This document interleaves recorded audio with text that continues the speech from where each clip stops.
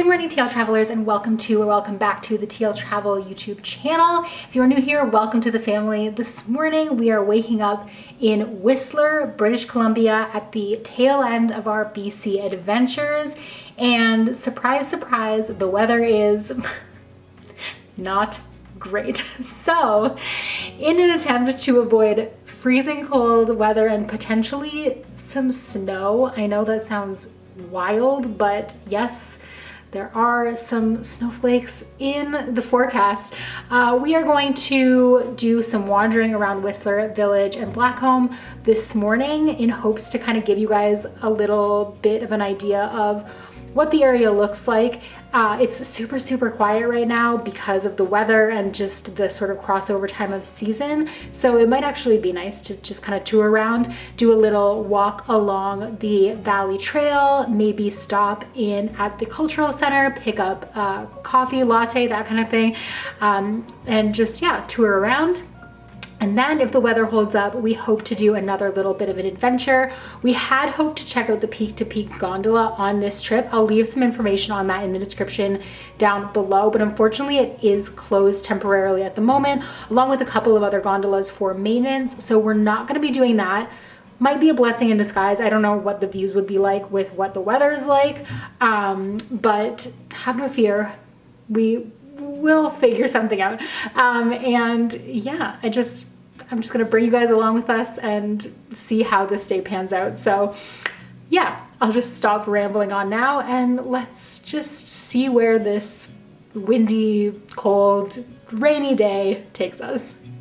So from what I've been told prior, Whistler is not usually this quiet at all, but at the end of our West Coast road trip, honestly, it was a welcome surprise.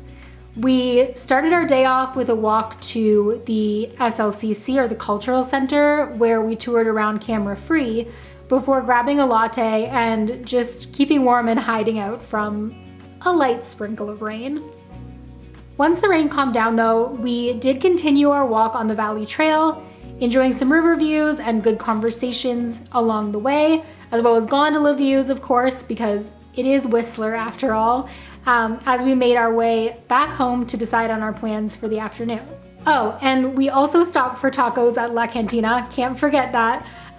They came highly recommended, and for good reason too, because those tacos were 10 out of 10. Okay, so our morning and adventures were a success, and the rain held off pretty much until just this moment, where we have now just arrived at Lost Lake. We're in the parking area. We decided to go back and pick up the vehicle, as you can see, because of the threatening weather. So I'm glad that we did, but it is just like a 6-minute drive from Whistler Lake Village, which means that you could certainly walk out here if it was a nice day, or you know, if you're just the type of person who wants to go for a longer walk, which we, at the end of our weeks and weeks of adventures, just aren't feeling. So we drove out here, and now we are just going to kind of wait for the rain to turn back into mist before we go out and walk the Lost Lake Loop, which is like super easy, short trail. I believe 0 elevation.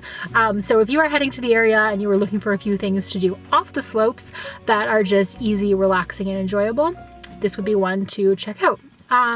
So yeah, that's about it. Let's just go check it out together. Radio up and the blinds pulled down.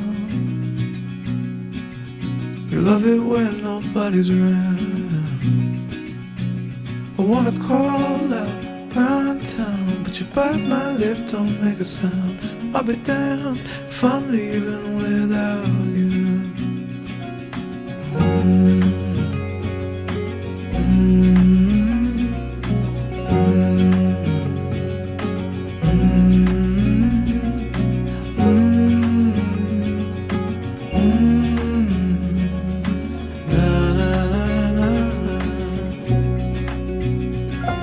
So give me a minute to catch my breath.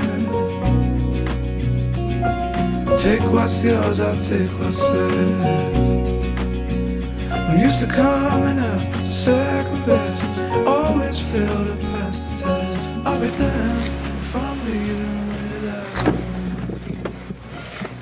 And we are back in the car now after our walk around Lost Lake.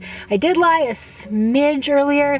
There is like a tiny bit of elevation to deal with if you are walking like the maintained multi-use trails, but honestly it's like not much at all, and for the most part just like a super easy trail. There's also like a footpath or foot traffic only path that's a little less well maintained, just like around the river's edge, that we walked for like half of the time, and yeah, it's just like a really nice enjoyable little loop. Nothing too strenuous, nothing too crazy, but some really nice views. And I can imagine that in the summer this area would be jam-packed full of people, so it's kind of nice to get here and just be able to explore on like a chill, relatively empty day. So yeah, good times all around. Now we're going to head back to Whistler Village and find somewhere to grab a bite to eat. Last night when we first got into Whistler, we went to, what was the name of the place that we went to? Where did we go? Hunter Gatherer. I'll leave it down below. It was really good. So I would recommend that. And tonight, I'm not really sure. We're just gonna kind of figure out what's open, what is highly rated, and what is gonna be delicious, because this is really our last like exciting meal on the road before our huge drive back to Edmonton and then onwards to the East Coast. So if you've not already hit that like and subscribe button, definitely do it, because there's tons more coming your way from the East Coast. And if you missed our West Coast content, I'll leave a bunch of that linked down below too, so that you can kind of check it all out. And yeah, if you've ever been to Whistler, actually, what I would love for you to do is drop the name of like a trail or a restaurant or somewhere that you loved in the comments down below, so that people that are planning their trips and checking out this video can check those recommendations out as well. Because yeah, one day in Whistler in the springtime in the rain was certainly not long enough to see and do everything, and we're really looking forward to coming back in at a different time and seeing all of Whistler and what it has to offer. But until I see you in the next video, stay great, travel safe. I'll see you in the next one. Bye guys.